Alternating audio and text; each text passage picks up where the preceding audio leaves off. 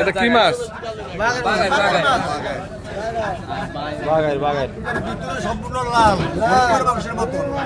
হ্যাঁ, কয় কেজি?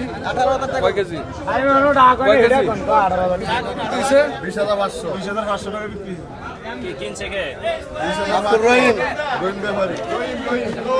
এটা মানে এটা কয় কেজি হবে?